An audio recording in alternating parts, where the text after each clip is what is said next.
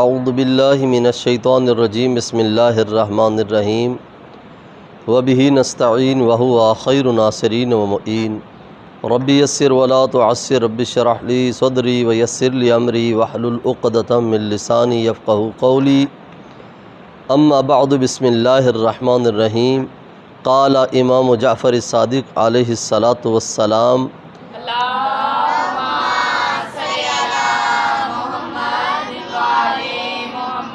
تفقہوا فی الدین۔ آج ہمارا یہ سلسلہ دروس احکام دین جو اس کا آغاز ہو رہا ہے، اور آج انشاءاللہ ہمارا پہلا درس ہے۔ آج کے درس میں ہم احکام دین کی اقسام بیان کریں گے۔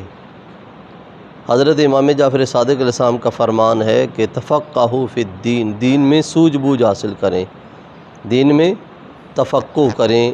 لہذا مولا کے فرمان کے مطابق ہمیں احکام دین جو ہے وہ سیکھنا چاہیے۔ تو آج ہمارا پہلا درس ہے جس میں احکام دین کی اقسام بیان ہو رہی ہیں۔ تو احکام دین کی کل 5 قسمیں ہیں: واجب، حرام، مستحب، مکروہ اور مباح۔ واجب ہر وہ عمل جس کا انجام دینا لازم اور ضروری ہو اور ترک کرنے پر عذاب و عقاب ہو، اسے واجب کہتے ہیں۔ جیسے نماز ہے، روزہ ہے، یا بقیہ واجبات ہیں جن کا انجام دینا ضروری ہے، ترک کرنے پر عذاب اور عقاب ہو۔ حرام واجب کی ڈیفینیشن کے بالکل برعکس ہے۔ حرام یعنی ہر وہ عمل جس کا ترک کرنا لازم اور ضروری ہے اور انجام دینے اس فعل کے انجام دینے پر عذاب و عقاب ہو، جیسے جھوٹ بولنا، غیبت کرنا، چوری کرنا، یا مثلا جتنے بھی خدا نخواستہ معصیت کاری کے اعمال ان کو انجام دینا حرام ہے۔ واجب، حرام، اب ہے مستحب۔ مستحب ہر وہ عمل جس کا انجام دینا بہتر اور باعث ثواب ہو اور ترک کرنے پر عذاب و عقاب نہ ہو، جیسے نافلہ نماز پڑھنا، صدقہ دینا، کوئی بھی کار خیر انجام دینا،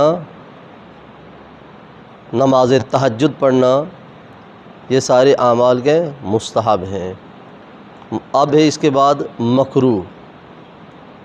ہر وہ عمل جس کا انجام نہ دینا بہتر ہو اور انجام دینے پر عذاب و عقاب نہ ہو، جیسے گرم غذا کھانا، اسی طرح وضو کا پانی خشک کرنا، یہ مکروہ اعمال ہیں۔